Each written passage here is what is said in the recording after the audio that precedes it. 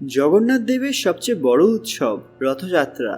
এই দিন মানুষের আনন্দের কোনো সীমা থাকে না, কিন্তু এই সুন্দর দিনটিতে এরকম ঘটনা ঘটে যাবে তা কেউ স্বপ্নেও ভাবেনি। শুধু উড়িষ্যার পুরীতে নয়, গোটা ভারত জুড়ে এমন কিছু ঘটনা ঘটেছে যা আপনাকে রীতিমতো চমকে দেবে। সবাই কমেন্টে জয় জগন্নাথ লিখতে ভুলবেন না। সকলকে পুরাণ কথা নতুন একটি ভিডিওতে স্বাগত। আজকে আপনারা জানবেন রথযাত্রার দিন ঘটল ভয়াবহ অঘটন। ভিডিওতে এগোনোর আগে সবাই কাইন্ডলি আমাদের চ্যানেলটি সাবস্ক্রাইব করে নেবেন। প্রত্যেক বছরই রথযাত্রা নতুন কোনো সংবাদ বয়ে আনে, অথবা এই দিন এমন কিছু ঘটনা ঘটে যা মানুষ সারা বছর মনে রাখে। রথযাত্রা দুটি সংস্কৃত শব্দ থেকে উদ্ভূত হয়েছে, রথ এবং যাত্রা। অন্যদিকে জগতের স্বামী জগন্নাথ দেব, যিনি এই উৎসবের মূল আকর্ষণ। কথিত আছে আষাঢ় মাসের শুক্লা দ্বিতীয়ায় বলরাম ও বোন সুভদ্রার সঙ্গে মাসির বাড়ি যান জগন্নাথ দেব। 7 দিন পর পুনরায় মন্দিরে ফিরে আসেন, যা সোজা রথ এবং উল্টো রথ নামে প্রসিদ্ধ। 2023-এর রথযাত্রা কিছু মানুষের জন্য আনন্দের দিবস, আর কিছু মানুষের জন্য কলিকালের অন্তিম দিবস হয়ে গেল। পুরীর রথযাত্রায় ভিড়ের চাপে কার্যত পদপৃষ্ট হয়ে যাওয়ার জোগাড় ছিল ভক্তদের।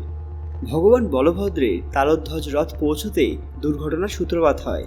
রথ টানার সময় বেশ কয়েকজন ভক্ত পড়ে গিয়ে আহত হন, অনেকেই জ্ঞান হারান। পরিস্থিতি খুবই ভয়ানক হয়ে ওঠে। উৎসবের মাঝেও বিষণ্ণতার সুর।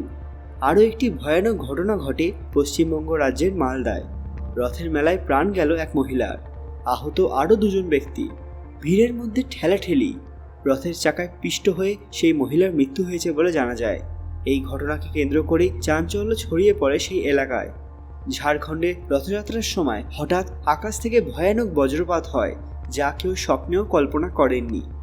এই বজ্রপাতে 3 জনের মৃত্যু হয়েছে, প্রায় 12 জন কিংবা তার থেকেও বেশি মানুষ আহত হয়েছেন। ঘটনাটি ঘটে ঝাড়খণ্ডের হাজারিবাগে। আরও একটি বড় ঘটনা ঘটে গুজরাটে।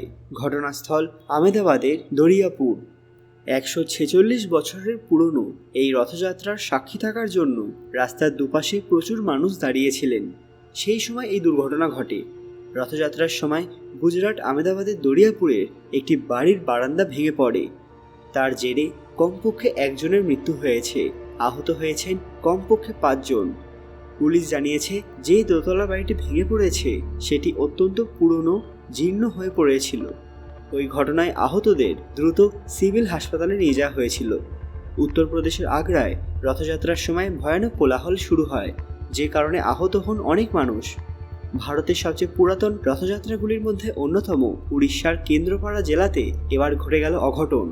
জানা যায় যে ইতিহাসে প্রথমবার বলভদ্রের রথ বের করাই হয়নি। আর সর্বোপরি পুরীর রথযাত্রায় পরিস্থিতি এতটাই ভয়ানক হয়ে যায় যে হাজারেরও বেশি মানুষ বিপদে পড়ে যান। শুধু তাই নয়, আহত হন অনেকেই।